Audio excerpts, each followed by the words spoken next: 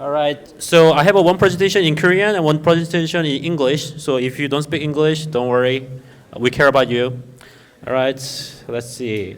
All right. So for MakerDAO, right? So why is MakerDAO here? For those people who know DeFi, you guys probably know that we are right now the number one in terms of DeFi. We have around 77% in terms of market share.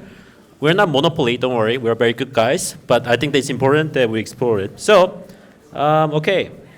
Okay, so first slide. So MakerDAO, right? We're made up of two tokens. We have a stablecoin called DAI that's pegged to US dollar. And another one is called Maker, which is a governance token that helps to maintain the price of DAI to $1.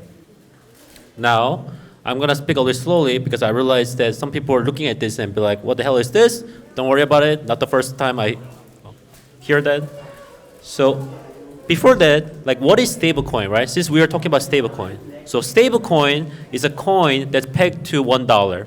So not only like $1, but it can be pegged to a certain value. It doesn't have to be dollar. It can be pegged to Korean won. It can be pegged to even price of gold, like digits, right? So for example, there are many types of different stablecoin. I'm not gonna go into too detail per se, but there's like a fiat collateralized, basically meaning that you have money in the bank similar to True USD or Tether, as they claim, or even like Libra is technically a fiat collateralized.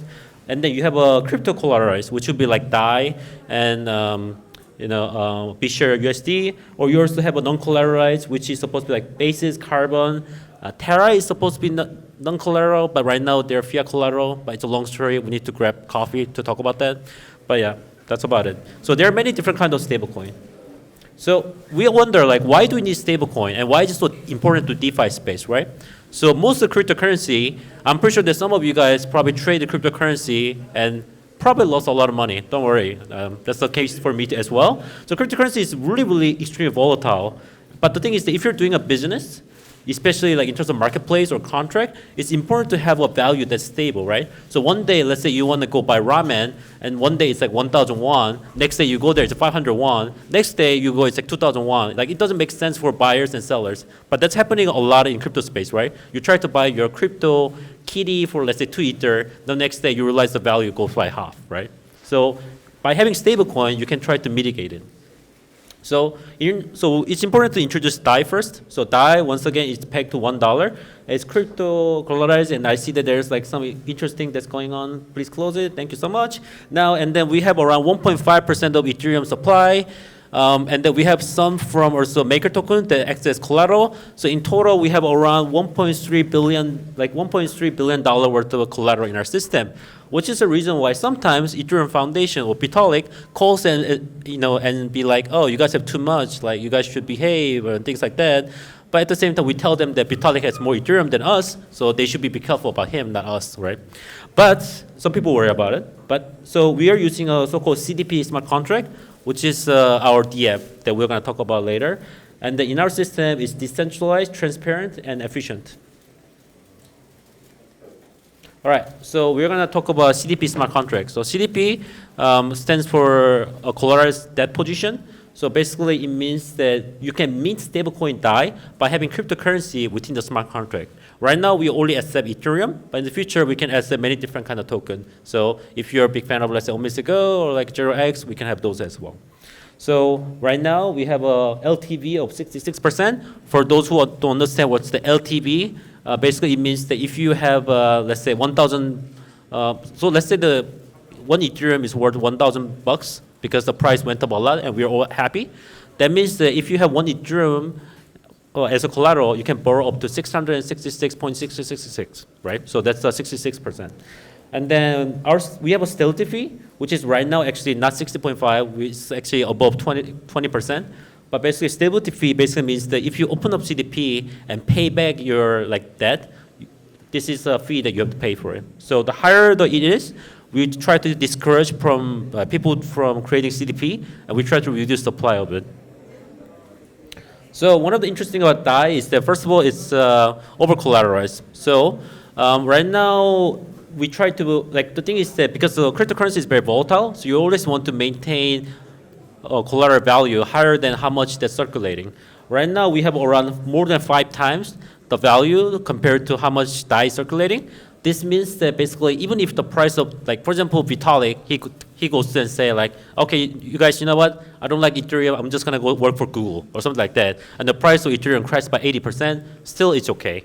Or let's say there's a hacker that tried to hack us. Like, that's still okay as well, as long as we have the collateral set up, right?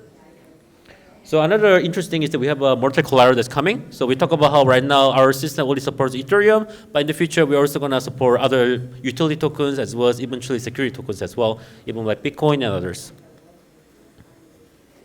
Okay. So another thing is that it's decentralized, transparent, and efficient. So for example, TrueUSD or Tether, individuals cannot really go and create like those stablecoin, but for MakerDAO's DAI, you can literally log in through your MetaMask or Ledger and create it yourself. So it's much more transparent and decentralized. You can also check on like Etherscan or those like blockchain, like how much is there, how much collateral is there. So it's once again much more transparent, and you can try it yourself as well.